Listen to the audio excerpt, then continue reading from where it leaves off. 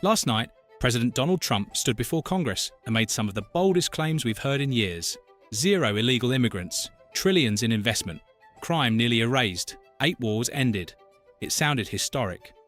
But when you slow down the tape, the numbers tell a very different story. Tonight, we're breaking it all down.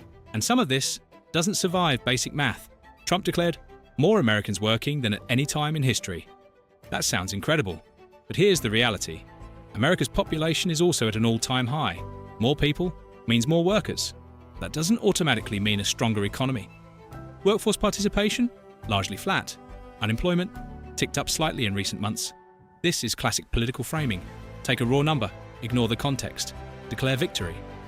Now here's where it gets explosive. Trump claimed $18 trillion in investment secured. $18 trillion. That number is larger than the entire GDP of most countries on Earth. Independent reporting from outlets, including ABC News, found closer to $9.6 trillion in announced commitments. That's almost half of what was claimed. And here's the kicker. Many of those projects were announced before his current term. Some are projections. Some aren't legally binding.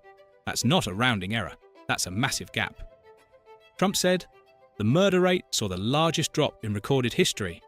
Preliminary data does show a significant drop in homicides, but final nationwide numbers aren't officially confirmed yet, and violent crime had already been trending downward before 2026. Then came this statement. There's almost no crime anymore in Washington, D.C. Almost no crime. Public data shows crime has declined in certain categories, but it is far from non-existent. Words like almost none are powerful, but they're not statistical terms. They're political ones. Now brace yourself. Trump claimed, in the past 9 months, 0 illegal immigrants have been admitted. 0.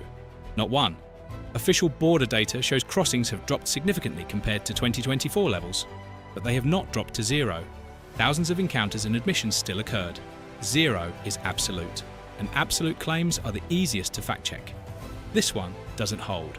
Trump also said he brought prescription drug prices from the highest in the world to the lowest.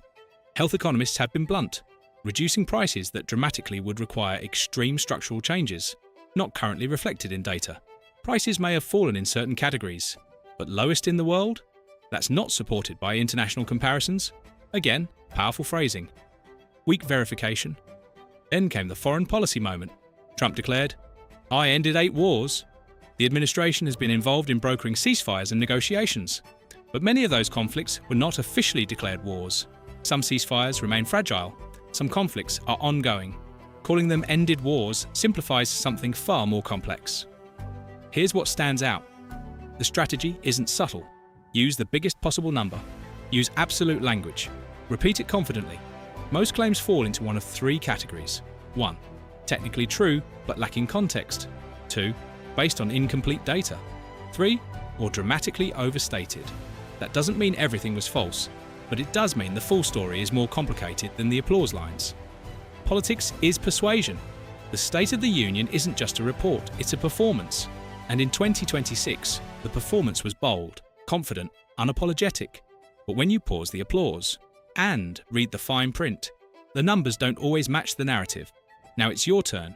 Was this strong leadership or strategic exaggeration? Comment below, because 2026 isn't just about speeches, it's about accountability, and we're just getting started.